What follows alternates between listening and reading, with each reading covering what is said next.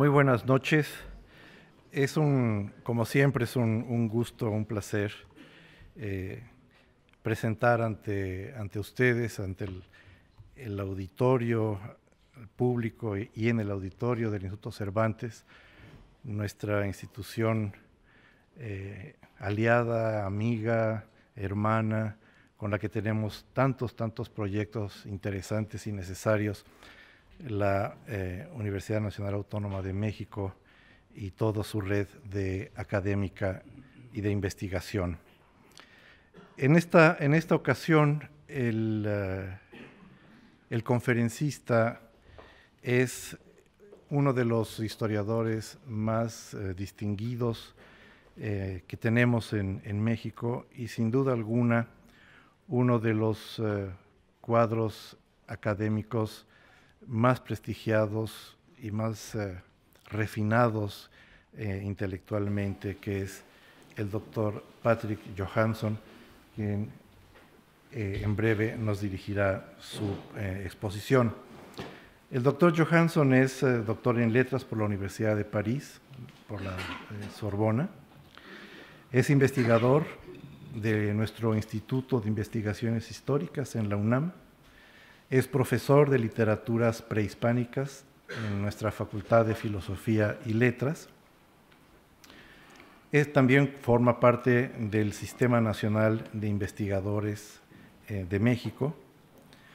Es miembro del Consejo de la Crónica de la Ciudad de México, miembro de número de la Academia Mexicana de la Lengua y miembro correspondiente de la Real Academia Española. El doctor Johansson es también miembro honorario de la Asociación de Escritores en Lenguas Indígenas de México y ha publicado libros y artículos sobre la muerte en el mundo náhuatl prehispánico, la semiología de la imagen en los códices, la literatura náhuatl prehispánica y la conquista. El doctor Johansson también ha sido investigador y curador de aplicaciones digitales del entonces Consejo Nacional para la Cultura y las Artes, que hoy es nuestro Ministerio de Cultura. Asimismo, ha trabajado en este tipo de aplicaciones tecnológicas, en el caso del Códice Boturini para el Instituto Nacional de Antropología e Historia, y entre las distinciones que ha recibido destacan las siguientes: la presea Tepuztlacuiloli. Muy bien, muy bien. Ah, ¿verdad? Muy bien, Andrés. El Juchimán de Plata. Ha sido catedrático titular de la Cátedra de Estudios Mexicanos en Toulouse, en Francia. Ha recibido el premio de la Cámara Nacional de la Industria Editorial, CANIEM, ¿es eso? CANIEM, sí. CANIEM, por su obra Anelhuayoxochitl. Muy bien. Que significa Náhuatl, flor sin raíz. También ha detentado la cátedra Miguel León Portilla en el Instituto de Investigaciones Históricas de la UNAM, la cátedra Alfonso Reyes en la Universidad de París III, Sorbona, y el premio del Comité Mexicano de Ciencias Históricas 2010 como mejor artículo de historia antigua. Su libro más reciente es El español y el náhuatl, un encuentro de dos mundos 1519-2019, publicado por la Academia Mexicana de la Lengua 2020 y está en prensa. El tema que abordará el doctor Johansson pues no puede ser más apetitoso o más interesante, que es el encuentro de dos figuras fundamentales en la historia que compartimos mexicanos y españoles, el encuentro de Moctezuma y Hernán Cortés. Con ustedes, el doctor Johansson. Gracias.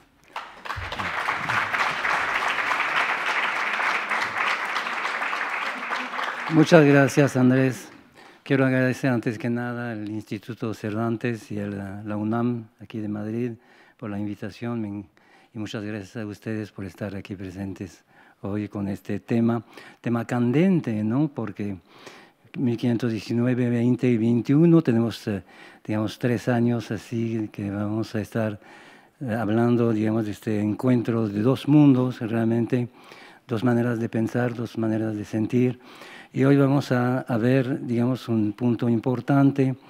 Este día 8 de noviembre de 1519, el encuentro de Cortés con Moctezuma. Yo creo que un punto importante antes de empezar sería de ver, digamos, el concepto de tiempo, ¿no? Hay un encuentro de dos epistemes que dos maneras de ver el mundo, dos maneras de pensar, de construir la cognición. Y yo creo que uno de los puntos muy importantes es el tiempo. La fecha que acabamos de ver, el 8 de noviembre de 1519, es una fecha histórica para el mundo europeo, digamos, no trae mayor consecuencia. Digamos, en este momento es digamos, un evento contingente, externo y contingente. Cortés llegó a México en estas fechas, digamos, en abril desembarcó en Veracruz, en abril de 1519, y todo el recorrido se hizo de manera lógica, enfrentando diversas dificultades, digamos, alianzas con los tlaxcaltecas y demás, la batalla de Cholula, y hasta Iztapalapa, como lo vamos a ver en este contexto. Para Moctezuma es muy distinto. No es un evento externo y contingente, que podría no haber pasado, sino que, según la percepción que vamos a ver precisamente hoy, es un evento interno y necesario. El tiempo en el contexto prehispánico es un tiempo cíclico, a diferencia del tiempo occidental que parte, digamos, en este caso del nacimiento de Cristo, hacia el futuro, y es un tiempo irreversible. Para el mundo prehispánico el tiempo es cíclico, es decir, que la fecha, por ejemplo, en este caso, la fecha indígena sería Seacat Unocaña.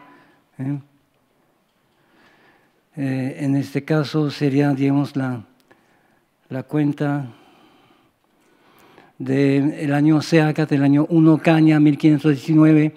El mes es el mes Quecholi, que tampoco ha sido, digamos, manipulado, pero yo creo que va a ser el punto que voy a desarrollar hoy en la noche. Me parece que la actitud de ambos, tanto de Cortés como Moctezuma, no ha sido percibido siempre de manera muy correcta.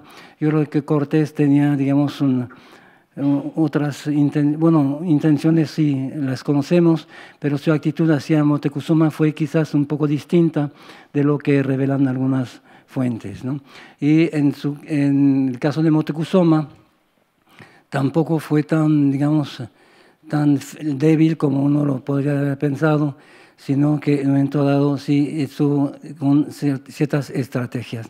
Entonces el año es Unocaña, el año es 1519, el mes Quecholi, el mes tampoco pudo haber movido el mes, pero el día y la trecena, como lo pueden ver ahora en pantalla, 8 Chicoey Ejecat, Ejecat, o 10 días antes de la fiesta de Quecholi.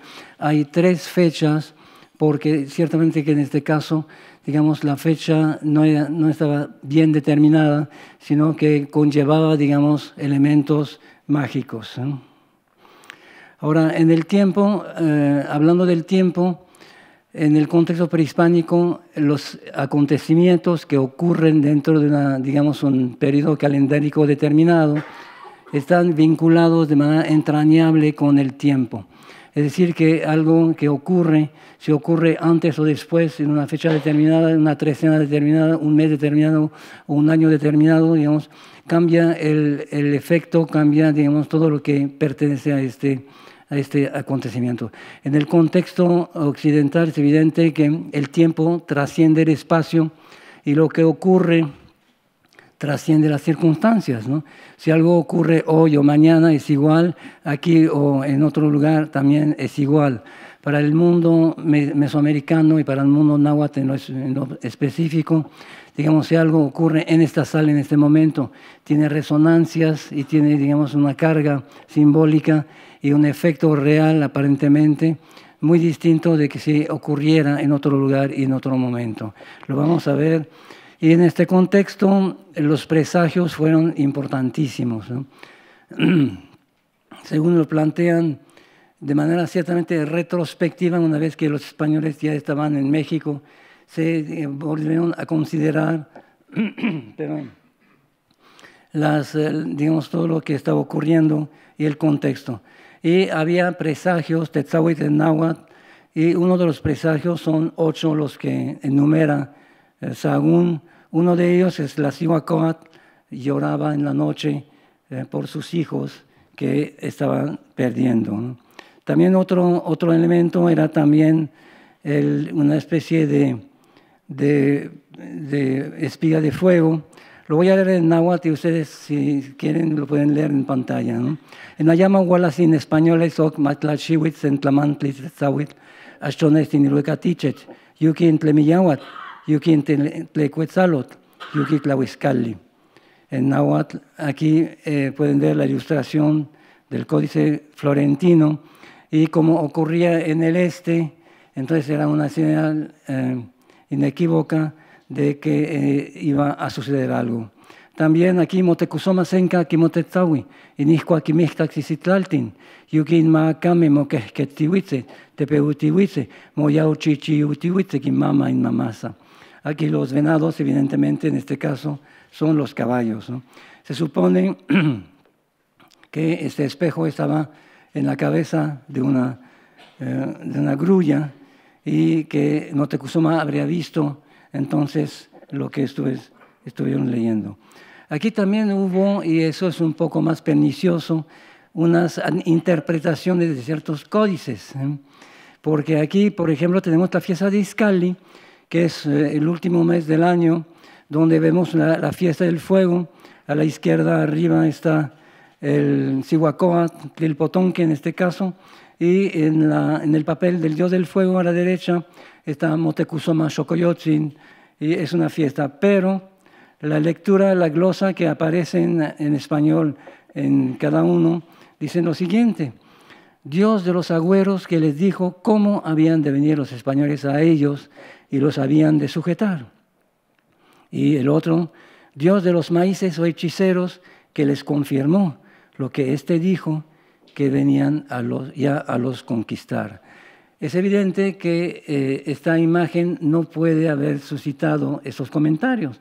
Aquí el que anota, en un español en este caso, digamos, está inventando, o el informante está queriendo, digamos, dar una idea que no puede haber sido esta, porque es una fiesta que nada, en este caso, el Cihuacóatl, que era el segundo en mando en el poder político de México Tenochtitlan, que era el representante de la luna, estaba con Motecuzoma, que era, digamos, que actuaba como, en este contexto, como el dios del fuego. Ahora la presentación de los protagonistas. Motecuzoma Xocoyotzin. Xocoyotzin en náhuatl quiere decir el Benjamín, el pequeño, el xocoyote, como dicen en México todavía hoy en día, ¿no? El xocoyote. Y aquí pueden ver el códice cuando en 1502, cuando muere Ahuitzotl, que fue un gran, digamos, emperador mexica, un gran tlactoani, Motecuzoma Xocoyotzin toma el poder. El códice Teleriano Remensis.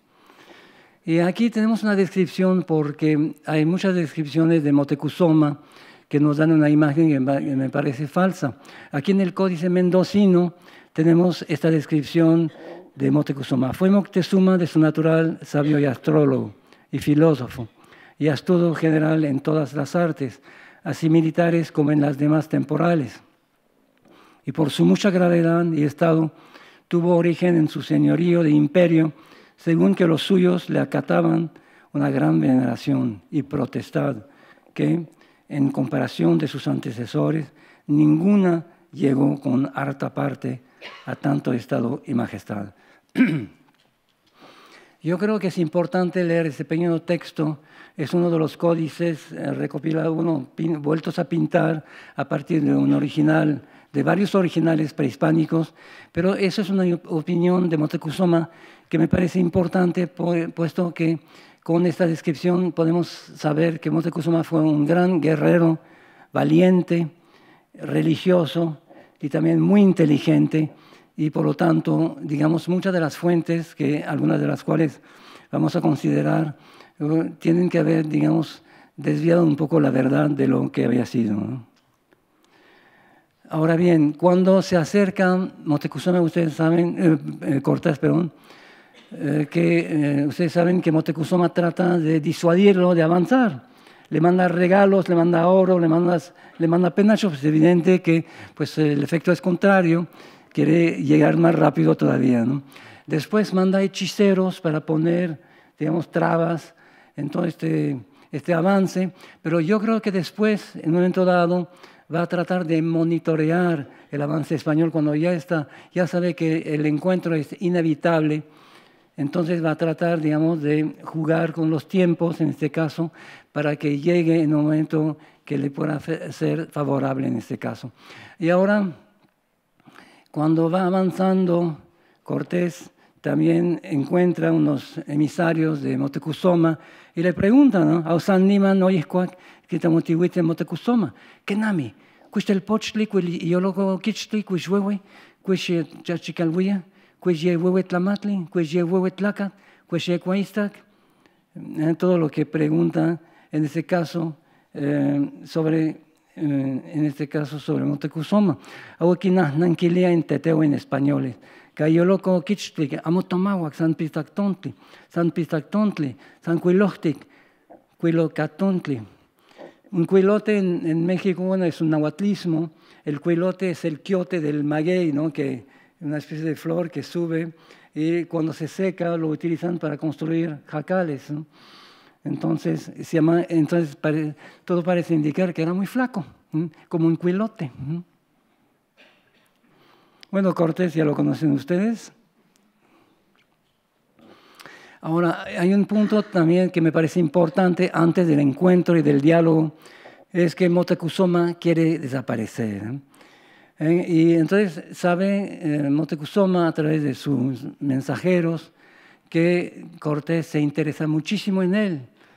Y entonces aquí, cuando así oía esto Moctezuma, que es muy buscado, muy perseguido, que los dioses, los españoles en este caso, mucho quieren ver su rostro. Era como si su corazón se atormentara, se afligía. Hubiera huido, quería huir, quería escapar. Hubiera huido, se hubiera escondido, quería esconderse. Se hubiera escondido de los dioses, quería esconderse de los dioses.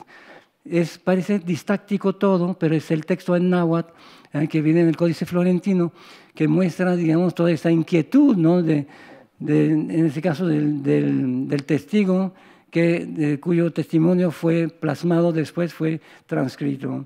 Entonces, los españoles se interesan muchísimo. Y en su corazón lo determinaba, lo imaginaba, lo creaba. Así dialoga con su corazón, dialogaba por dentro. Se decía que en algún lugar entraría en una cueva. Y aquellos que lo consolaban, en quienes estaba puesto su corazón, en quienes confiaba, algunos de ellos le decían, se sabe del Mictlán, de la Casa del Sol, de Tlalocan y de Zincalco, hacia dónde dirigirse, en donde él decidiera. Esos 4 lugares son los lugares del inframundo. Es decir, cuando Moctezuma decide irse, entre comillas, pues los sabios que lo acompañan dicen, bueno, tienes 4 oportunidades. Mictlán, Tonatiuhcán, Tlalocan o Zincalco, es decir, uno de los 4 lugares del mundo. Es decir, que tiene que morir.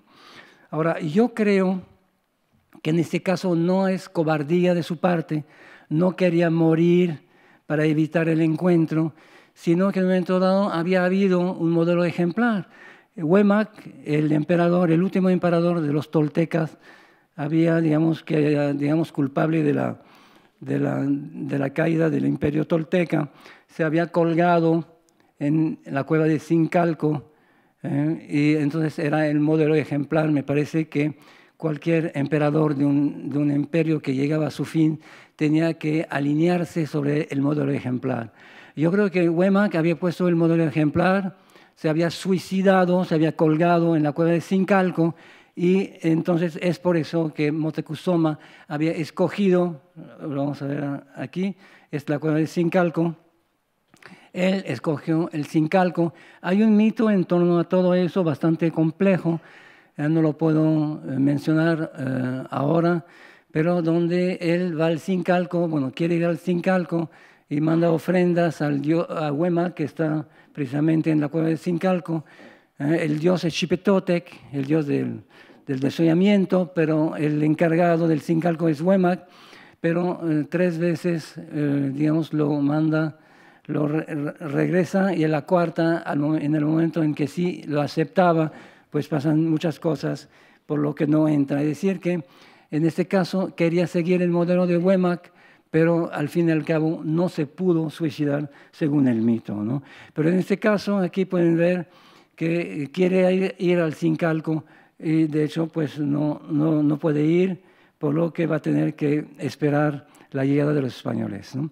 Aquí arriba pueden ver que en un momento dado están preguntando los españoles a un emisario cómo es, ¿no? Y en la parte de abajo tenemos el Coacalco. Coat en náhuatl como cuate, Coat es el gemelo, es el amigo. El Coacalco era el templo de los dioses foráneos, un poco como los romanos, ¿no? Que ponían dioses también de los pueblos conquistados, uno nunca sabe, ¿no? Los mexicas hacían lo mismo. Y entonces aquí lo que les decía del espacio del tiempo es muy importante, porque cuando llegaban los emisarios, los mensajeros, con una mala noticia, evidentemente en ese caso, no la quería oír en su palacio. Los mandaban en el Sincalco, y se supone que el espacio-tiempo, el momento y el lugar podían incidir sobre el contenido, lo que para un pensamiento occidental sería un poco raro, ¿no? Si uno llega con una mala noticia, que la veo yo aquí o afuera, pues es igual, ¿no? Entonces, pero para el mundo prehispánico aparentemente no. Podía, digamos, el espacio del Coacalco y el momento en que recibía la noticia incidir sobre el contenido de la noticia. Eso me parece muy importante, porque tenemos un encuentro de 2 mundos, de 2 maneras de pensar, y eso va a incidir muchísimo sobre los hechos, ¿no? Llegamos aquí al encuentro de Cortés con Moctezuma. Moctezuma, como ustedes lo saben, porque dice Moctezuma, ¿no? Hay, digamos, juegos de palabras, metátesis en náhuatl, ¿no? Se puede decir Moctezuma, Moteuxoma o Motecuzoma, que es Mosoma, enojarse, Tecu, que está en medio del Señor, que se enoja, Motecuzoma. Y aquí pueden ver una imagen, así el caballito parece pony, Es una imagen de Durán que muestra un Cortés así amable, muy amable, y un Motecuzoma que con su collar ahí que lo acepta. Entonces, tenemos una idea, ese día 8 de noviembre de 1519, todo parece indicar que es un encuentro muy tranquilo, muy amistoso. Cuando Cortés llegó, se apeó del caballo y, habiendo hecho una muy gran reverencia y humillación a los reyes, quiso abrazar a Moctezuma, aunque no lo dejaron llegar. Y el mismo Cortés dice, yo me apeé y le fui a abrazar solo, y aquellos 2 señores que con él iban, que es su hermano Cuitláhuac y Cacamatzin de Texcoco, me detuvieron con las manos para que no le tocase. Y ellos y él hicieron a sí mismo la ceremonia de besar la tierra, como hacen, tocaban la tierra y la ponían en la boca. Mandó a aquel su hermano que venía con él que se quedase conmigo y me llevase por el brazo, y él con el otro se iba delante de mí poco trecho. Aquí tenemos un pequeño problema. Se supone que Moctezuma cree que Cortés, o lo creyó durante un tiempo muy breve, era Quetzalcóatl, ¿no? Porque, ¿se acuerdan? Antes de la llegada de Cortés en 1519, había habido la expedición de Francisco Hernández de Córdoba en 1517, que se había quedado por Tabasco, pero como los mexicas tenían guarniciones en Tabasco, entonces es muy probable que hubiese sabido de la llegada de seres extraños. En 1518 Grijalva hace lo mismo, sube hasta Tampico y él sí, bueno, en este caso sí tiene la noticia y manda inclusive regalos. Muy mala idea de su parte, porque cuando Grijalva regresa a Cuba, pues es evidente que los que están en Cuba, bueno, Cortés que estaba en ese contexto, pues van a venir a México con muchas más ganas, ¿no? Pero aquí entonces hay una posibilidad, porque el este y 1519 C-ACAT 1 Caña es el nombre también calendárico de Quetzalcóatl. Entonces, digamos, todo ese contexto espaciotemporal era, digamos, una indicación de que podía haber sido el dios, y por eso en un momento dado fueron teules, ¿no?, los dioses que llegaban. Pero aquí tenemos que cuando llega Cortés y lo quiere abrazar, lo detienen. Es evidente que si es Quetzalcóatl, ¿cómo van a detener a Quetzalcóatl, no? Mejor detienen a Moctezuma, pero no al dios, ¿no? O sea, yo creo que en este caso ya nadie creía que Cortés era Quetzalcóatl. Si bien permanecía, digamos, la duda sobre lo que procedía delante de esta llegada de los españoles, ¿no? Y aquí, y tomando de mano de uno de sus grandes, un muy rico collar de oro, todo de muchas piezas de oro y piedras preciosas, se lo echó al cuello y en la mano le puso un muy galano y curioso plumaje labrado a manera de rosa. Sin esto, le puso un sartal de rosas al cuello y una guirnalda de rosas en la cabeza, y tomándose por la mano, los dos se fueron a la ermita de la diosa Tosi. Voy a regresar sobre este punto, es importantísimo. La diosa Tosi es una diosa muy importante del panteón azteca, y entonces el hecho de ir a esta ermita, a este templo, ciertamente que tenía una razón de ser, ¿eh? Que allí en el camino estaban donde el poderoso rey y el marqués se asentaron en sus asentaderos que aparejados les tenían. Aquí tenemos una imagen del lienzo de Tlaxcala, un lienzo que es de los enemigos, acérrimos enemigos de los aztecas, ¿no? Entonces vamos a ver después en la última parte de la conferencia, digamos, lo que aparece en esta imagen. Primero, algo curioso: Cortés y doña Marina Malintzin están frente supuestamente a Moctezuma, pero aquí le pusieron la corona, digamos que no es la de los mexicas, sino de los tlaxcaltecas, ¿no? Inclusive hay quien dice que no es Moctezuma y Cacamac y Tetlepanquetzatzin y Cuitláhuac, sino que son los de la República de Tlaxcala.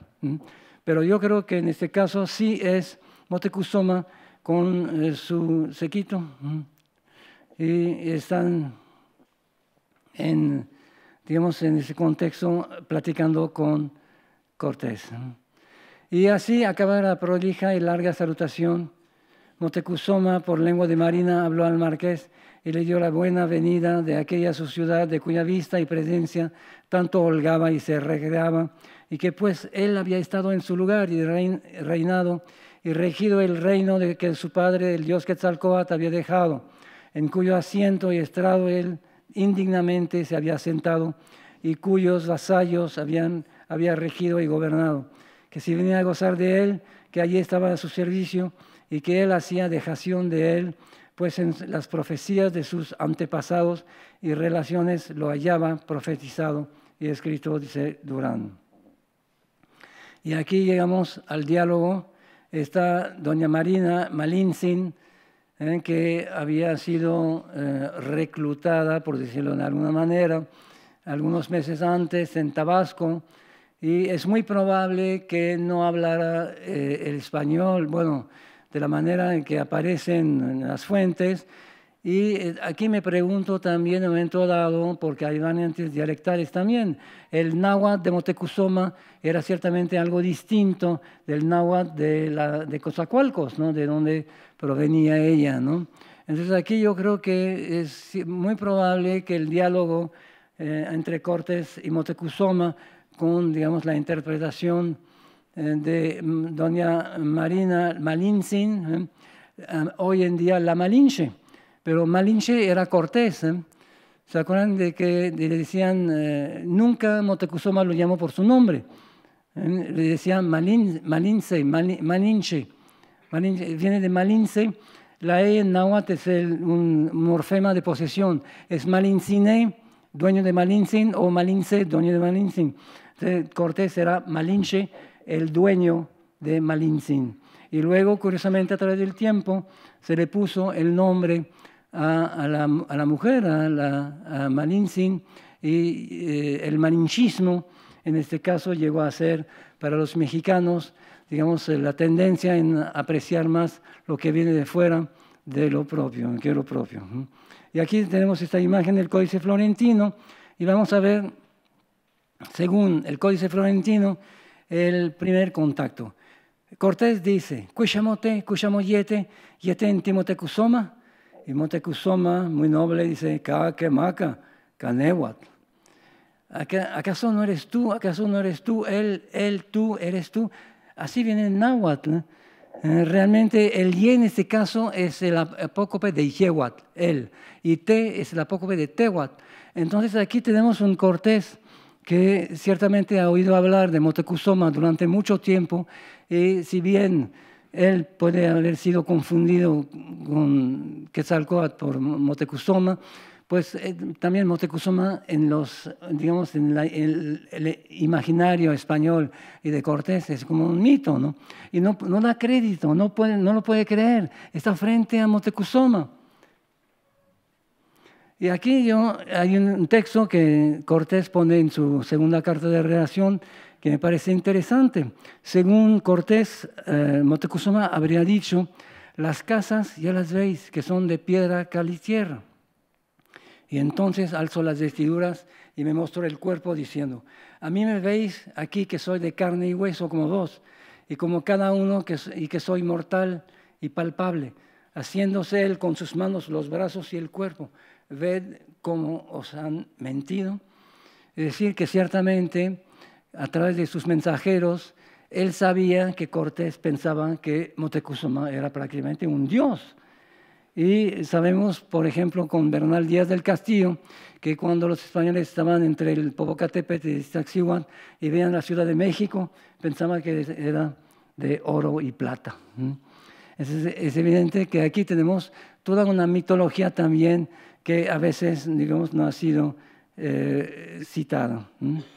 Entonces, Moctezuma, según el Códice Florentino, habría dicho esto, bueno, si lo pueden leer en español mientras lo leo en náhuatl, Totecuyoe, Oticmoijehuilti, Oticmosiahuilti, Otlaltita, Estomachitico, Oitechumapechiltihuitico, Inmatzin, Motepezin, Mexco. Oipanto, Huetzitico, Mopetlatzin, Mopaltzin, Ioachinzinca, Nimismopielili, o Misnonotlapielili.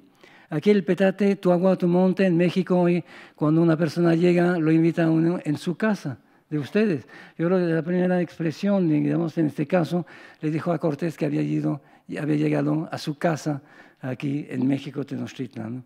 Y sigue aquí porque ya se fueron tus progenitores, tus gobernantes, Itzcoatl el Viejo, Moctezuma, Xayaca, Tizoc, Ahuizot, quienes por un breve tiempo vinieron a guardar para ti, a gobernar para ti el agua, el cerro, México. En su espalda, en su ausencia, llevaron a tus más iguales. ¿Acaso todavía se sabe? En su ausencia, sin ellos, ojalá y algunos de ellos hubieran visto, se hubieran maravillado de lo que ahora me ocurre, de lo que ya veo en ausencia, sin ellos, nuestros señores. Y sigue, porque no sueño, no lo veo en sueño. No estoy durmiendo ni soñando, no lo sueño, porque ya te veo, miro tu rostro. Desde hace tiempo estaba yo en la espera. Allá estoy viendo, viniste de un lugar desconocido, viniste a salir de entre nubes, de entre neblinas. Ese es un texto que corresponde perfectamente al Huehuetlactoli.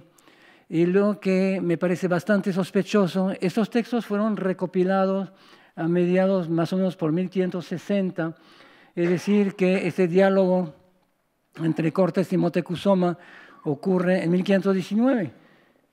Supuestamente hay testigos presenciales que dieron, cuando Sahagún estaba recopilando textos, este testimonio, y lo que había pasado realmente fue transcrito supuestamente. Pero la nitidez, la belleza de este texto nos hace sospechar, sobre todo si Marincín estaba traduciendo, que ciertamente no se dijeron esas cosas de esta manera. Por lo tanto, yo creo que el hecho de pasar, de colar, digamos, lo que puede haber sido un diálogo bastante áspero, ¿no? En este caso, en una forma tan bella como el Huehuetlactoli, sería como una especie de acta notarial, ¿no? De decir, todo lo que dijiste lo pasamos en un texto de la tradición oral y por lo tanto queda que tú cediste el imperio mexica a Cortés, ¿no? Y supuestamente Cortés responde lo siguiente: Mayolalin motecuzoma, macamomamauti, casenca tictlazotla, cascan huelpachiwi intoyolo, catishimati intikaki, cayeschichkawit, senca tiquitasneki, nishko intlachiasneki, aoinin otiquitaje, otihualaje, nichan mexco. Que el corazón de Motecuzoma se tranquilice, que no tenga miedo, porque mucho lo queremos. Porque ahora se satisface nuestro corazón, porque lo conocemos, porque lo escuchamos, porque desde siempre lo queremos ver, su rostro queremos mirar, y eso lo vimos cuando llegamos a su casa, a México. Igual que Caquisintotlactol, tranquilamente él escuchará nuestra palabra. Este texto también es formulario. Viene también cuando los religiosos en 1524 se encuentran con los principales y sabios indígenas, tienen el mismo discurso formulario, ¿no? Se rellena con cosas distintas según el contexto, pero es un discurso formulario y dudo mucho de que Cortés se haya expresado de esta manera en este caso, ¿no? Por mucho que la idea fuera un poco la misma. Entonces quiere mucho a Motecuzoma, sin embargo, muy poco después, pueden ver arriba los españoles que lo jalan y que ya no le tienen respeto para nada, y en la imagen de abajo lo manda detener, ¿no? Y como lo quiere mucho, le pone grilletes, ¿no? Para que no se vaya. Aquí tenemos el porqué. Hay una razón, aparentemente, Juan de Escalante en Nautla, en la Cosa, fue asesinado por Cuauhpopoca, y le achacan a Motecuzoma que haya mandado, digamos, la orden de matarlo, ¿no? Eso sería una de las razones por las cuales lo habrían puesto grilletes a Motecuzoma y lo habían cuidado. Pero la otra es lo que vamos a ver a continuación, que podría ser también una razón distinta. Ahora bien, hemos visto que aparentemente el encuentro fue cordial, ¿no? Cortés se apeó, Cortés ahí le pusieron su guirnalda y todo, y en náhuatl vimos que Motecuzoma le da la bienvenida y le cede su reino, porque lo ha estado esperando durante mucho tiempo. Pero tenemos en el mismo documento, lo bueno es que hay contradicciones en el mismo documento, porque Sahagún recopilaba testimonios directamente de los informantes y en general, digamos, no intervenía, no, digamos, interpolaba el texto, lo decía tal cual, ¿no? Entonces aquí tenemos un texto, el capítulo 15 del libro 12, que narra el mismo día, 8 de noviembre, cuando los españoles salen de Iztapalapa por toda la calzada y llegan a México, Tenochtitlan. Y aquí vemos rápidamente, vamos a ver primero la diferencia entre el texto en español de Sahagún, que realmente es la perspectiva. Sahagún está diciendo lo que pasó, y el texto en náhuatl no dice lo que pasó, sino cómo pasó. Partieron los españoles de Iztapalapa, todos aderezados a punto de guerra y en su ordenanza por escuadrones. Y el texto en náhuatl sería Auniman yeik walolini, in yeik walcalaquisque necan México. Niman yeik mosesencawa, moyau chichiwa, moholpía, huelquilpía y neotlatki. Niman yeik yehuantin yein caballos, niman yeik motextecpana, mocuescuetilia, mohuihuipana, mosesepantilia. Pueden ver la diferencia que hay entre el texto en español, ¿no?, que va al grano, no es lo que pasó realmente, y el texto en náhuatl que reproduce, que da a ver y a sentir cómo fue. De hecho, cuando vemos el texto completo en náhuatl, realmente si lo leemos en náhuatl, hay que leerlo varias veces para saber lo que pasó, realmente resumirlo como lo hace Sahagún, porque está describiendo de manera extraordinaria todo lo que está viendo. El testigo ocular vio esto en 1519 y su relato se mantuvo hasta 1560 en la memoria del testigo, ¿no? Es una narratividad bellísima. Aquí vemos la imagen que lo ilustra. Y aquí nada más llevaban también los lebreles delante. En náhuatl era no llevan en chichime ni mitzcuiwan. Yakatihuitze, tlachtane katihuitze, nesiutihuitze, nesiutihuitze. Uno jadea cuando uno lo está leyendo, ¿no? Realmente estamos viendo la rapacidad visual del testigo ocular, ¿no? Que mantiene esta visión hasta en el momento en que recomiendan el texto que ha atesorado. Aquí están los perritos ahí, ¿no? No jadean mucho, pero... Bueno, aquí también hay el grupo de los arcabuceros, los que disparan los arcabuces, llevan al hombre el arcabuz, algo van apuntando. Y aquí está el problema, porque aparentemente cuando entraron en el palacio, en el lugar de gobierno, dispararon varias veces los arcabuces, retumban, se abren, hacen chispa, hacen estruendos y el humo se extiende, se difunde, el humo se va extendiendo, anochece por el humo se esparce, el humo se expande, provoca náusea, embriaga, marea. Entonces aquí es evidente que la versión es muy distinta, no es se apeó y empezó a discutir, bueno, a tratar de abrazarlo y todo eso, sino que entran disparando arcabuces, como que ya no es el mismo, digamos, la misma versión, ¿no?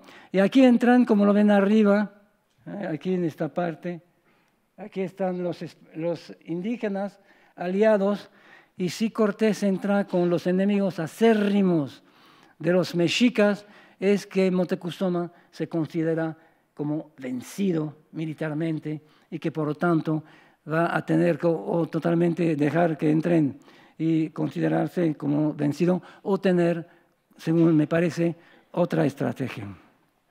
Aquí lo vemos también, aquí pueden ver los indígenas que vienen aquí, están entrando y aquí rápidamente, aquí luego los moradores de los pueblos, los de detrás de las montañas, los de Tlaxcala, de Yuquitepec, de Huechotzingo, los vienen siguiendo, vienen ataviados para la guerra, sus chalecos de algodón, cada uno con su escudo, cada uno con su arco. Y vemos, están haciendo, bueno, el texto sigue diciendo que están haciendo así gestos para tratar de espantar a los mexicas, ¿no? No los espantan realmente, pero bueno, realmente en este caso sí entra disparando arcabuces. Y si están entrando los enemigos, huexotzincas y tlaxcaltecas, es que en un momento dado la situación está ya hecha y se considera como vencido. Aquí vemos que los indígenas están empujando los cañones.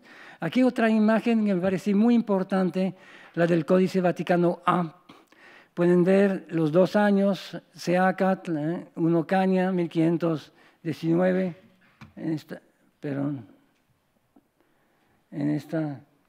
eso es 1519, 1520. Aquí vemos a Cortés que entra con la espada de Santiago, montado sobre su caballo, con la cruz, con el estandarte del Espíritu Santo. Y aquí pueden ver a Moctezuma. Aquí el signo, el glifo antroponímico, de Moctezuma es una corona Tetecuhtli. Y aquí como está desnudo, por mucho que tenga un taparrabo, un mashlat, es prácticamente igual que desnudo. En este caso está despojado de los atavíos, de su mando, digamos, de todo lo que lo hacen ser. Entonces aquí tenemos esta visión que corresponde perfectamente a la segunda versión que acabamos de leer, ¿no? Que fue una versión totalmente agresiva, porque aquí está montado sobre su caballo y el otro pobre desnudo delante de él con su guirnalda, su collar de cosas preciosas o de rosas, en este caso. Y aquí vemos que entra, aquí es el glifo de la guerra, el macuahuit y las flechas, y está con la pata del caballo, y muestra que están en son de guerra. Aquí es el besote de los tlaxcaltecas, lo que muestra, digamos, es una metonimia visual. Los tlaxcaltecas ponían este arco en la boca, ¿sí? y entonces eso muestra que están entrando con él, ¿no? Y aquí tenemos, bueno, eso ya es otro año, es 1520, la masacre del Templo Mayor. Aquí tenemos Quecholi, el mes de Quecholi, de las flechas, en que entra a la Ciudad de México, Tenochtitlan. Y aquí tenemos los meses, abajo son los meses. Pueden ver Quecholi aquí, Atemozli, Atcahualo, Toxcat es la masacre que vemos aquí, en Toxcat, y en Tecuiluitontli, aquí va a morir Moctezuma. Esos son los meses que corresponden a todo eso. Pero lo que me parece importante en esto es esta visión, ¿no? Aquí tenemos una visión de un Moctezuma totalmente vencido. El hecho de poner a alguien desnudo muestra que está totalmente vencido, en este caso en términos militares, ¿eh? Ahora bien, vamos a ir sobre el año. Xupowali es el calendario de los años y Cortés llega en 1519, un Ocaña. Aquí tenemos el calendario del Xupowali con los creadores del calendario, Oxomoco y Zipac Tonal en este caso. Y ahora pueden ver aquí el año 1 Caña, que es la trecena de años de los 52 años, y aquí tenemos este elemento. 1 Caña, la diosa es Tepeyolot, la divinidad asociada al año 1 Caña del Xupowali era Tepeyolot, corazón del monte, advocación telúrica de la diosa Tosi, nuestra abuela madre del maíz Sinteot. Provocaba temblores. El hecho de que su templo, Tosititlan, ¿se acuerdan de que vimos que se para frente al templo de Tosi? Situado en el lugar del encuentro, podría ser significativo. El jaguar le era también asociado. El mes Quecholi me parece que es un mes también, es muy probable que no pudiera, son meses de 20 días, ¿no? Pero me parece difícil que por mucho que trate de monitorear el avance español, que sobre 20 días pudiese realmente detenerlos o acelerar el paso, ¿no? Yo creo que el mes de Quecholi, que era un mes favorable, ciertamente en este caso, pero no creo que lo pudiera él haber, digamos, previsto. Pero es el mes de la cacería. Si regresamos con las 3 fechas posibles. 8 Viento, 10 días antes de la fiesta de Quecholi, y 1 Ejecat, que vamos a considerar aquí. Y luego es cuando llegaron a Tenochtitlan, llegaron en el mes Quecholi, el día 8 Viento. Aquí tenemos el Tonalpohualli, tenemos si fuera realmente el día 8 Viento, vemos que aquí también está Tepeyolot, es el día Ejecat, que está dedicado también a Quetzalcóatl. Es una posibilidad, digamos, de que tratara de que los españoles llegaran para el diálogo que iba a ser, según él, bueno, en el templo de Tosi, estuviera en este contexto, ¿no? Porque aquí está la diosa Tepeyolot y aquí está Ejecat, 8 Ejecat, en este caso es el día en que llegó de la trecena 1 Águila. Y aquí es un día, digamos, que está vinculado con el juego, aquí el patoli, aquí el juego de pelota, y aquí un juego muy especial es la relación sexual, que está considerada como lúdica. Entonces aquí tenemos también otra de las posibilidades, es que llegara 10 días antes de la fiesta principal de Quecholi, que según me parece caía también en la trecena 1 Ocelot. Aquí pueden ver aquí una trecena de Quetzalcóatl, en ese caso, ¿no? Ocelot, esa es la trecena de Quetzalcóatl. Sí, es muy probable que tratara también, es otra posibilidad, el hecho precisamente que no tengamos una fecha segura para el encuentro, quiere decir que había, digamos, algo, digamos, que no era, digamos, que estuviera con la fecha histórica, sino una producción de sentido, un contexto en el cual, digamos, ellos querían que hubiese llegado tal día, aunque no hubiese sido así, ¿no?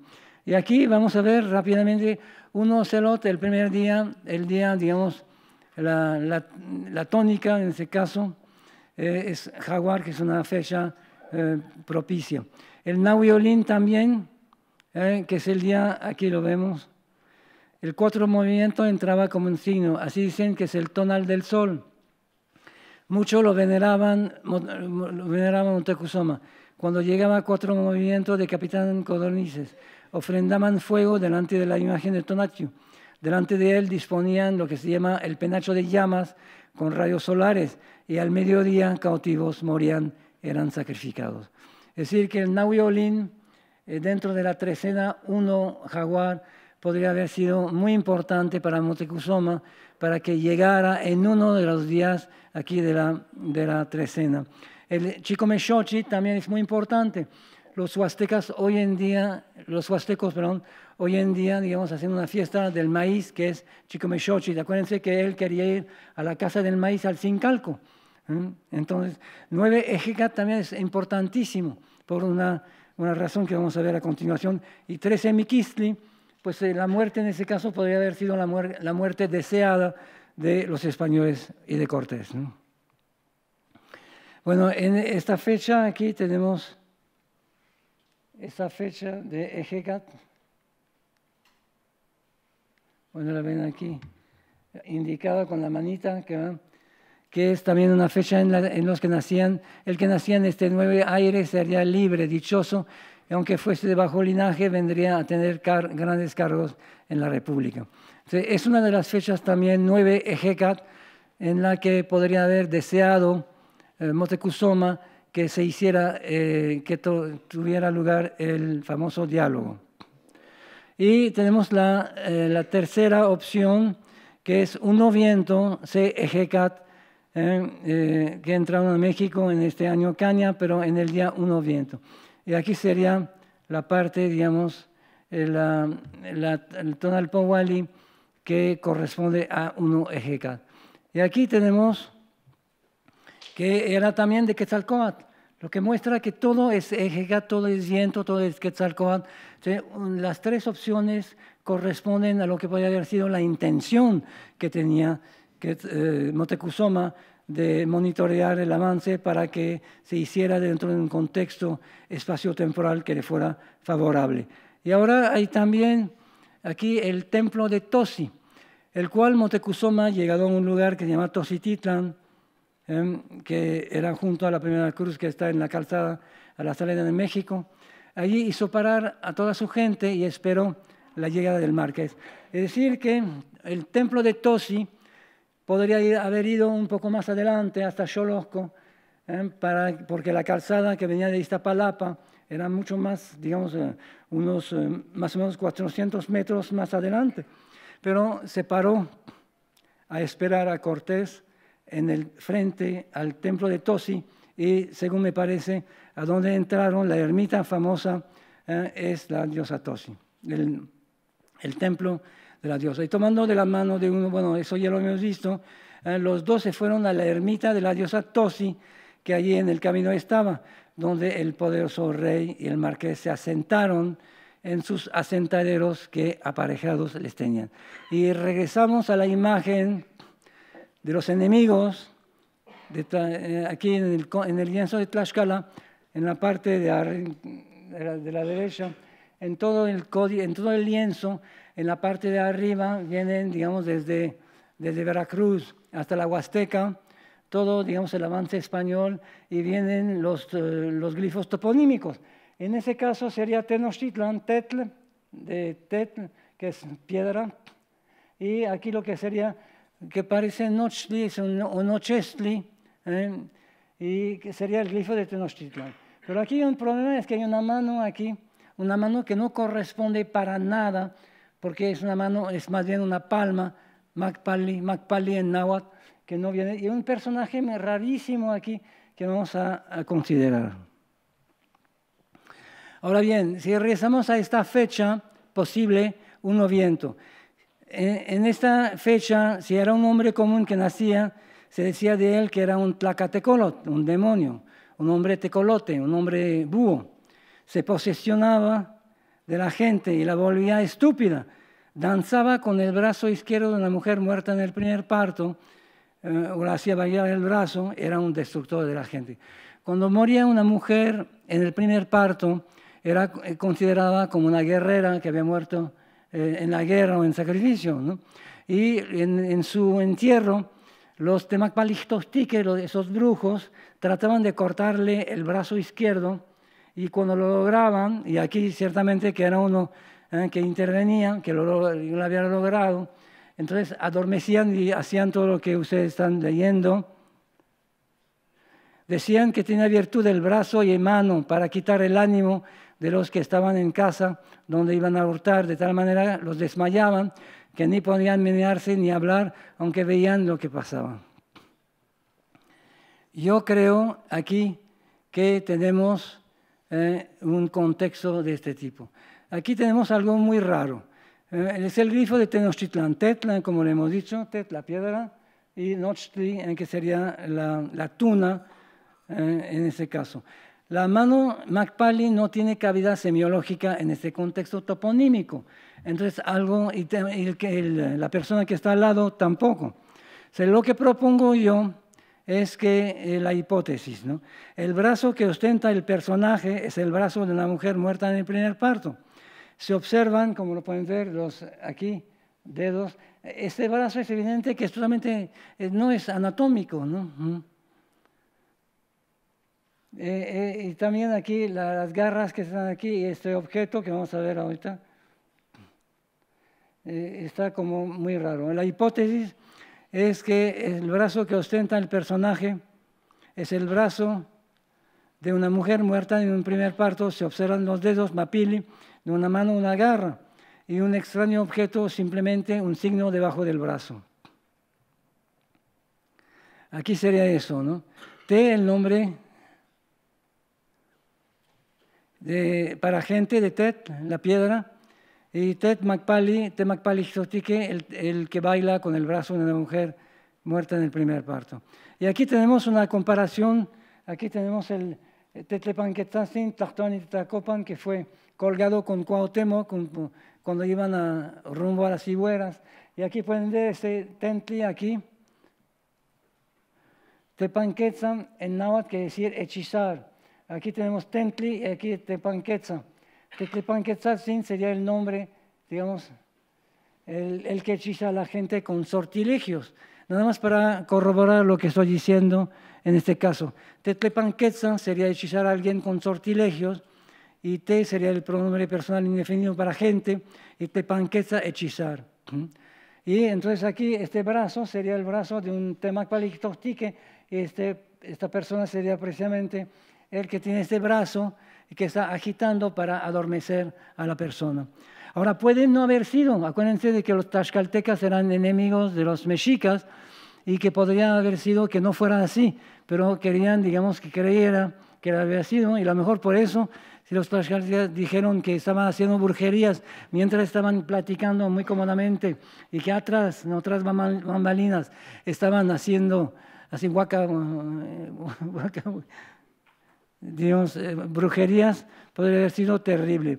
Ahora, el lienzo de Tlaxcala tiene varias copias. El original ha desaparecido y la copia que estamos viendo, esta es de Chavero, una copia tardía, y esta es, digamos, la que está en el Museo de Antropología. Aquí vemos lo mismo, aquí en esta parte, vemos a Cortés con la Malinche y vemos el templo, y aquí arriba del templo pasa algo raro también. Pueden ver que aquí arriba del templo están haciendo algo. Hay no está muy claro lo que están haciendo, pero aquí hay un fuego y aquí hay alguien que está sacrificando, que está haciendo algo raro. Entonces, según estas dos imágenes, me parece claro que cuando estaban platicando en el templo Tosititlán, el templo de la diosa Tosi, Moctezuma y Cortés, estaban en alguna parte arriba, atrás del templo, estaban haciendo brujería, hechicería o sacrificios, digamos, para tratar de vencer al que estaba, en este caso, en su lucha dialógica con Moctezuma. Bueno, en consideraciones finales, El diálogo, tal y como aparece en el libro 12 del Códice Florentino, fue reelaborado posteriormente con base en lo que había ocurrido realmente, pero en función de normas propias del género discursivo al que pertenecía, y para que quedara como testimonio formal de la bienvenida cordial que Moctezuma le hubiera dado a Cortés, y de hecho que le cedía su reino. No quedan en el palimpsesto del texto huellas de lo que podría haber sido un intercambio más recio de palabras. Cuando ocurre el encuentro, Moctezuma está convencido de que Cortés no es Quetzalcóatl. Sus mensajeros le informan puntualmente y además se enteró de que los españoles lo consideran como un ser casi mítico. Es probable que Moctezuma haya tratado de monitorear el avance español para que el encuentro se situara en un periodo astrológicamente favorable de la temporalidad indígena. Por otra parte, es también probable que durante el diálogo entre Cortés y Moctezuma, unos sacerdotes hechiceros trataran de incidir sobre lo que estaba ocurriendo mediante sortilegios. Las distintas maniobras secretas de Moctezuma, denunciadas quizás por espías de los tlaxcaltecas, llevaron a Cortés a encerrarlo poco después del encuentro, si no es que lo había maquiavélicamente planeado antes, ¿no? Y eso sería Tazokamati. Gracias.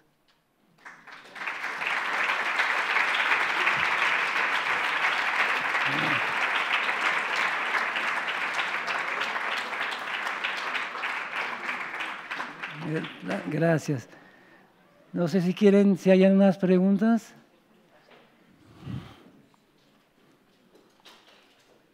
Es una versión, ¿no? Pero yo pienso que realmente lo que estamos viendo en la parte de la derecha, en este caso, me parece que es totalmente anormal. Ahora, que no haya sido así, es posible que los tlaxcaltecas lo hayan inventado para que Cortés encerrara y le pusiera grilletes a Moctezuma. ¿Sí? Dos preguntas que van como a la presentación del principio. Cuando dices que hay una grulla con un espejo, ¿es un espejo de obsidiana de Tezcatlipoca o cuál es la importancia de ese espejo ahí? Parece que en este caso podría ser el Tlachialoni de Tezcatlipoca. Eso sería, digamos, la parte en este caso, ¿no? ¿Y para qué le servía? ¿Es para adivinación? Sí, bueno, así la imagen, aquí lo interesante es que el texto no corresponde a la imagen, porque se supone, en el texto nos dice que en la cabeza, arriba de la cabeza, había una especie de espejo dentro del cual estuvo viendo eso, pero aquí estamos viendo que está con el Tlachialoni, lo que dice usted, ¿no? Que está viendo con, digamos, el mirador de Tezcatlipoca. Aquí lo interesante es que las ilustraciones del Códice Florentino a veces no coinciden con lo que dice el texto, lo que nos muestra que el tlaxcuilo indígena, que pinta a la manera un poco española, como lo pueden ver en el trazo, ¿no? Tiene, digamos, otra información, tiene, como dicen algunas personas, otros datos.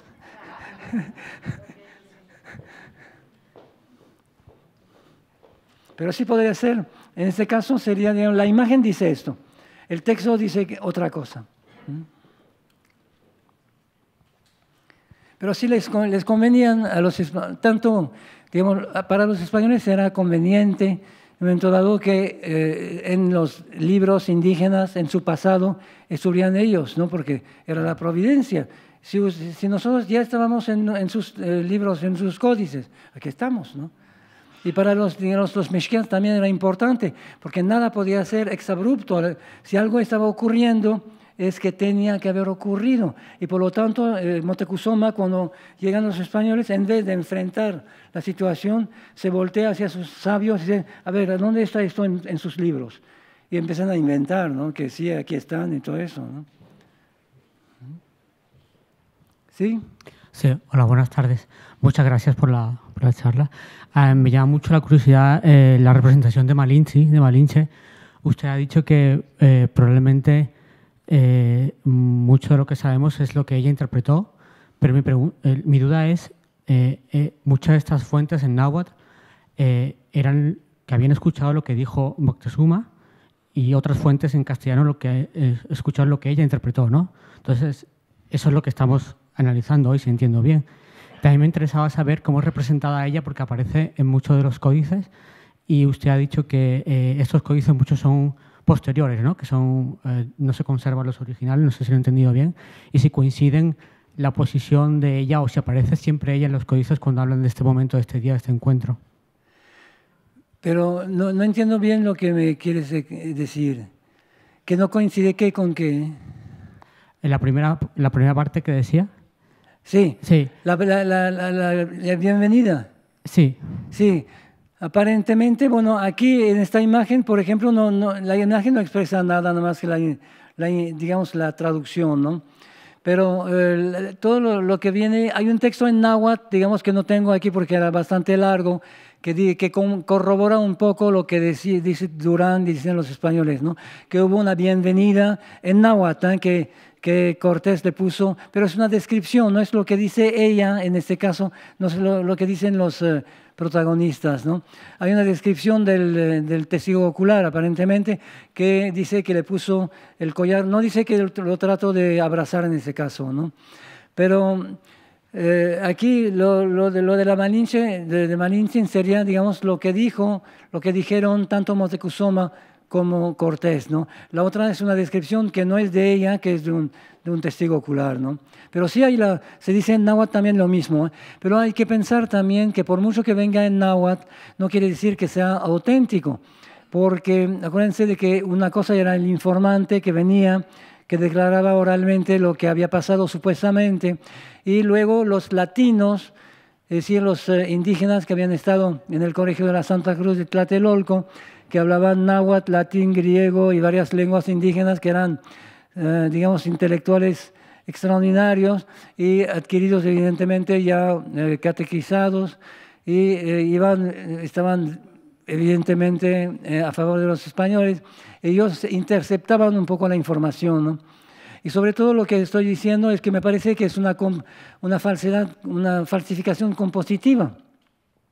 Es decir, que al componer en términos formales el discurso, le ponen un sello de verdad, como si fuera, lo que dije al principio, un acta notarial.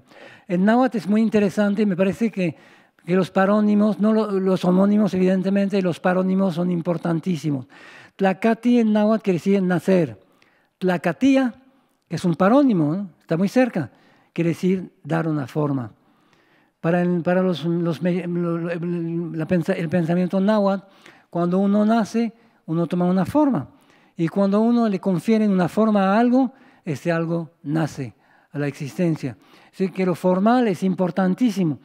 El fondo, el contenido también, evidentemente, pero el contenido y la forma, como si fuera poesía, no se pueden desprender. Entonces, incluso Sahagún lo hizo muy bien. Cuando vio, por ejemplo, cuando estaba hablando de la Biblia, que todos los conceptos cristianos, pues nadie los entendía, por mucho que se tradujeran bien en español, en náhuatl, perdón, porque el náhuatl es una lengua muy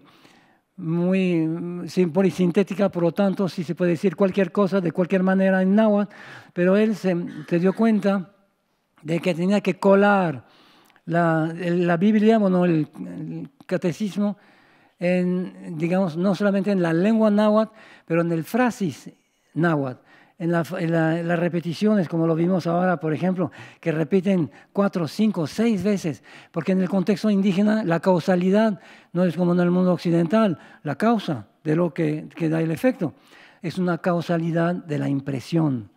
Es decir, se repite, se repite, se repite, y después de la repetición queda impreso cualquier cosa, la idea, dentro del ser. Muy distinto del mundo occidental, porque en el mundo occidental, como Aristóteles, ¿no? Uno busca las causas de las cosas, remonta hasta Dios, ¿no? De causas en causas. Pero en el mundo indígena las causas pues, aparentemente no interesan o entendieron que pues, no hay causa, digamos, que valga. Entonces es la impresión. Por eso también no solamente decían, repetían, sino que bailaban, somatizaban, ¿no? En la danza, en el cuerpo, todo lo que había que transmitir, ¿no? Por eso también el lenguaje poético. Todo, digamos, no solamente los poemas de Nezahualcóyotl son poéticos, sino que todo el lenguaje, vimos un poco ahí en la descripción que da, por ejemplo, de la llegada de los españoles de Iztapalapa, México, es poética. Estamos viendo lo que pasa, ¿no? Estamos viendo los caballos, la inquietud, cuando los ballesteros se voltean, cuando se forman los caballos y todo eso, ¿no? Es la forma. Yo creo que los mexicas eran barrocos mucho antes de que llegaran los españoles, ¿no? La forma es lo primero. Buenas tardes. Por curiosidad, quería saber si el idioma, el náhuatl, que usted lee, si es que hoy en día se lee y se escribe o lo hablan algún indígena. Bueno, se escribe el náhuatl, ¿eh? Y yo, aprendí el náhuatl yo yendo a la sierra, no solamente con mi querido maestro Miguel León Portilla, ¿eh? Que vamos a conmemorar el próximo jueves, sino también me fui a la sierra para poder, hablar en náhuatl de una manera un poco más espontánea, ¿no? Entonces, se escribió desde la conquista, evidentemente, ¿no? Con el alfabeto, y realmente había pocas diferencias. El alfabeto latino sirvió bastante bien, solamente las oclusivas glotales como Tlahtoa, ¿no? Que pusieron H y nunca la ponen, pero en general más o menos así como lo pudieron ver o leer, ¿no? También, lograron, es que fue un extraordinario, ¿no? Lo que hicieron. Imagínense llegar entre gente que hablan náhuatl sin saberlo y solamente así escuchándolos, hacer gramáticas como la gramática de Olmos en 1547, ¿no? Que es una gramática del náhuatl, ¿no? Poco después de la de Nebrija, ¿no? Que en 1492 hacía la primera gramática del español, ¿no? Y relativamente poco tiempo después, ¿no?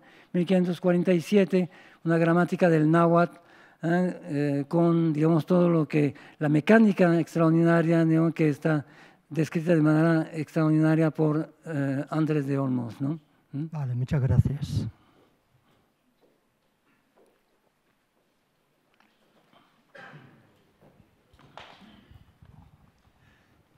Yo primero quisiera felicitarle por la profundidad de su presentación, con la doble intencionalidad de hablar náhuatl y en castellano.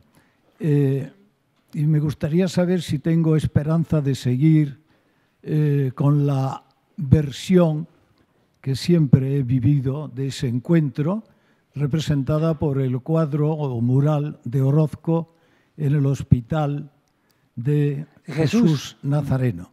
Yo soy médico y naturalmente me he ocupado mucho de la obra de Cortés construyendo hospitales.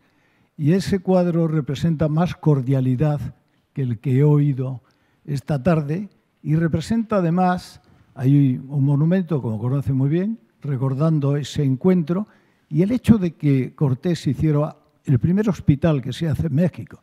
Fíjese, en 1524, un hospital que resultó ser mejor que los hospitales europeos de la época. Sigue siendo hospital hoy en día, ¿eh? Sí, sí. Incluso hay un cardiólogo que tiene mi nombre y cada vez que paso por allí voy a ver si lo encuentro, pero nunca lo encuentro. No, vamos, esa parte me da alguna esperanza de que yo pueda seguir creyendo en esa cordialidad y en ese hecho histórico tan importante, que alguien construya un hospital como recuerdo del encuentro, de que ese encuentro fue mucho más acogedor que... Y luego la segunda cosa que me gustaría que me aclarara, que es un problema, que es cuando llega Cortés a México, los mexicas colúa no tienen una historia mayor de 150 años, mientras que los mayas, donde ha estado previamente, llevan miles de años de historia detrás, muy mezclada, por supuesto, ¿no? ¿Por qué le ha interesado más el náhuatl que el maya? Porque da la impresión que todos los glifos que utilizan los mexicas son los glifos mayas. ¿Es cierto eso o es...? ¿Son los qué, mayas? Los glifos, los jeroglíficos. No, pero no. Yo creo que la escritura... Bueno, la primera pregunta sería, esperamos que estos 3 años, 19, 20, 21, sean, digamos, la concordia, que lo dudo un poco, porque ciertas declaraciones no estuvieron en este sentido, ¿no? Pero yo creo que sí, porque hay muchos congresos, muchas conferencias que van en ese sentido, porque Cortés fue un valiente, inteligente, maquiavélico, evidentemente, como hombre de su época, ¿no? Pero yo creo que es evidente, también quiso estar en México, digamos que su tumba estuviera en México, desapareció, inclusive ahora no sabemos a dónde está realmente, ¿no? Porque se supone que estaba en la iglesia que está detrás del Hospital de Jesús, ¿no? Y uno va allí, ¿no? Desapareció. Nadie quiere saber dónde está, nadie quiere decir más bien dónde está el cuerpo de Cortés, ¿eh? Pero creo que va a ser ciertamente un pretexto para la concordia. El otro no son signos mayas, ¿eh? Digamos, la escritura mexica, la escritura náhuatl era pictográfica. Eso me parece muy importante porque la pictografía realmente es la pintura misma, puede ser, digamos, mimética, si es un caballo, así como lo vimos, por ejemplo, en el caso del Códice Vaticano A, ¿no? Que es un códice colonial, en ese caso, pero aquí vemos realmente, eso es la pintura, no es maya. Los mayas tenían una escritura logográfica, ¿no? Que estaba una parte de la lengua, digamos, elementos fonéticos mezclados con elementos también pictóricos, ya sea ideográficos o fonéticos en este caso, ¿no? Y aquí pueden ver que era una pintura y que aquí lo que hay es una semiología de la imagen. Yo creo que en el caso del Vaticano Ríos, en este caso es un códice colonial, entonces perdieron un poco, ciertamente, que los españoles dijeron que su pintura, digamos, no era muy entendible y que entonces los tascuilos aprendieron con Gante en Texcoco, en San José de los Naturales en México, a pintar de una manera un poco más supuestamente realista. Aquí lo que perdieron mucho, pero perdieron lo simbólico, que era su manera de pensar más bien, ¿no? La realidad como que era un poco irrelevante y la única verdad era la simbólica, ¿no? Así como decía Borges, ¿no? Que la exactitud histórica, pues más vale en este caso la veracidad simbólica, ¿no? En la novela en este caso, pero yo creo que es importante. Y aquí tenemos una escritura pictográfica, ¿no? Hasta con los mixtecos también es así, ¿no? Es bastante distinta de la maya, ¿no? Y aquí pueden ver que no hay ningún signo maya en ese caso, ¿no? Doctor, muchas gracias por su conferencia. Estoy aquí. Hola. ¿A dónde está? Hola. Muy interesante todo. Y yo, muchas gracias. Le quiero preguntar, cuando usted mencionó el caso de Coacalco, ¿por qué es metafórico el glifo? Es decir, aparece una serpiente que es el coatl, ¿no? Sí. Entonces, ¿por qué habla usted de cuates? ¿Qué es la palabra cuate? Yo no sé si use aquí en España cuate como gemelo o amigo. Pero usted habló de los inmigrantes o de los extranjeros. Ajá. Es decir, ¿hay detrás de eso qué? O sea, ¿cuates en qué sentido? Gemelos, cuates, amigos. Serpiente. Y la misma serpiente que está allí en el glifo, que sale de la casa. Sí, parece que Quetzalcóatl en este caso sería la serpiente emplumada. El caso de Quetzalcóatl es un poco especial porque el Quetzalcóatl, por ejemplo, teotihuacano, es una serpiente emplumada realmente, ¿no? Es decir, que vincula el cielo y la tierra en un contexto agrícola, ¿no? Luego tenemos el Quetzalcóatl, el dios del viento, Ejecatl, y luego vamos a tener un Quetzalcóatl de Tula, que fue un rey sacerdote, ¿no? Se desmultiplica un poco de manera hipostática el Quetzalcóatl, se vuelve muy complicado. Pero la palabra Coatl llegó a ser, ciertamente, el gemelo de Quetzalcóatl, porque Quetzalcóatl puede ser el gemelo precioso también, Quetzal, que es la pluma de Quetzal, que remite no solamente a la pluma, sino de manera muy general a la belleza, a la fragilidad, y Coatl, en ese caso, que vendría como gemelo, y de gemelo amigo, y de amigo, bueno, de cuates. Entonces aquí son los dioses cuates, por mucho que sean enemigos. Aquí el curioso también, lo que hay que ver en el contexto del pensamiento indígena, es que el enemigo también es cuate. muy distinto del contexto occidental, donde el enemigo hay que destruirlo. En el contexto indígena, y yo creo que Cortés le debe la vida a este contexto. ¿Se acuerdan que después de la Noche Triste, cuando ya se habían ido, en la batalla de Otumba del 7 de julio de 1520, Cortés estaba, digamos, había sido capturado, pero lo querían llevar de regalito a Huitzilopochtli para sacrificarlo, en vez de matarlo in situ. Y llegó Sandoval y lo liberó. En este caso. Y entonces el antagonista, inclusive cuando un guerrero tenía un prisionero, había una relación de padre a hijo entre el captor y el cautivo. Y cuando, digamos, inclusive cuando los mandaban a sacrificar, él no podía comer la carne de su hijo porque era como, digamos, una simonía o algo de este tipo, ¿no? O sea, había una relación con el antagonista, con el enemigo, muy distinta de la que prevalece en el mundo occidental, donde había que matar al otro, destruirlo. En ese caso había que vencerlo, sacrificarlo y asimilarlo a lo que era uno, ¿no? Cuando Huitzilopochtli, por ejemplo, mata a los Senton-Wisnahuas y a su hermana Coyolxauhqui, se ponen las insignias sobre él mismo, ¿no? Es decir, que asimila al otro a su ser propio. Es una especie de comunión, un acto de amor, una guerra amorosa, porque uno mata al otro para que, digamos, se vuelva, digamos, lo asimila a su ser propio, ¿no? Yo creo que hay muchísimos elementos cognitivos del pensamiento indígena que me parece muy importante, digamos, diferenciar del pensamiento occidental para entender la reacción de los mexicas y todo lo que fue después, digamos, como cuajó el pensamiento mexicano también, ¿no? A través de este antagonismo, de esta asimilación, de ese ir y de venir, ¿no? Donde se hizo el mestizaje, no solamente racial, sino cultural también, ¿no? Entonces, Coacalco, la casa de los cuates, de los dioses cuates.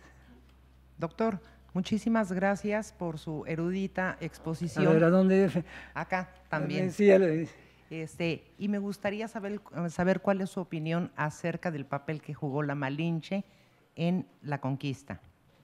El papel de Malintzin. Sí. Bueno, Malintzin primero fue una intérprete, ¿no? Que hablaba maya y náhuatl, que fue descubierta de manera incidental.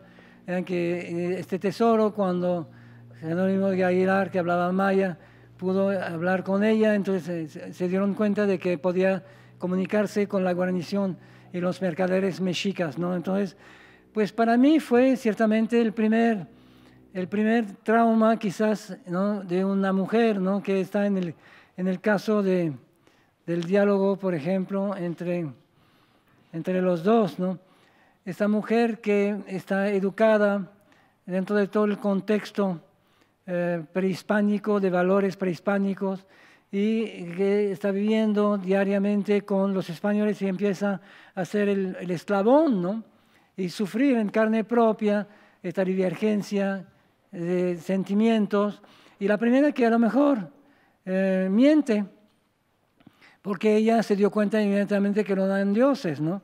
Sin embargo, cuando vienen los mensajeros de Moctezuma, dicen los dioses, dicen esto, dicen el otro. Se miente en este caso, Iztlaca, ¿no? Miente. Entonces yo creo que para mí fue, digamos, un eslabón, fue, digamos, un primer desgarre, y pues después la casaron con varios, tiene un hijo de Cortés, digamos, en este caso yo creo que sí, es un caso muy especial, ¿no? Pero sabemos muy pocas cosas de la Malinche, ¿no? Incluso la Malinche, yo creo que no hay que decir la Malinche, es Malintzin. Doña Marina o Malintzin, pero no la Malinche, porque no fue malinchista, fue víctima de todo eso. Malinche es él, Malinche, el dueño de la Malintzin. Pero me están indicando pues que tenemos que concluir nuestra sesión. Gracias. Muchas gracias.